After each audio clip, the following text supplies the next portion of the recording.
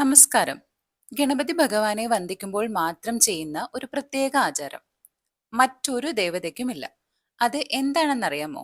ഏത്തമിടലാണ്. മറ്റൊരു ദേവതയ്ക്കും ഏത്തമിടൽ പറഞ്ഞിട്ടില്ല. ഗണപതിക്ക് മാത്രമുള്ള അപൂർവമായ ആചാരമാണിത്. ആചാര്യന്മാർ പറഞ്ഞ വിധത്തിൽ ഏത്തമിട്ടാലേ അതിന്റെ പൂർണ്ണഫലം ലഭിക്കൂ.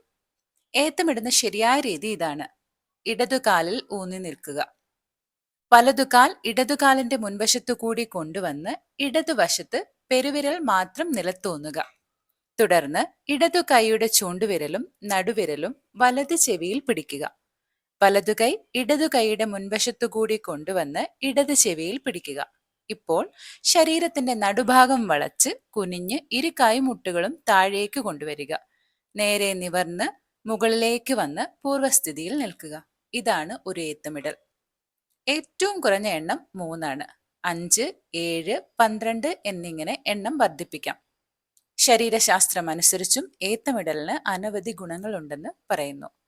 ഭക്തിയും ശരിയായ രീതിയും ഒന്നിച്ചാൽ ഗണപതി കൃപ ഉറപ്പാണ്. ഗണപതിയെ സ്മരിച്ച് ഒരു ഏത്തമിടൽ ഇപ്പോഴേ ചെയ്യൂ. ഈ അറിവ് ഉപകാരപ്പെട്ടു എങ്കിൽ ലൈക്ക്, ഷെയർ, സബ്സ്ക്രൈബ് ചെയ്യാൻ മറക്കല്ലേ. നന്ദി.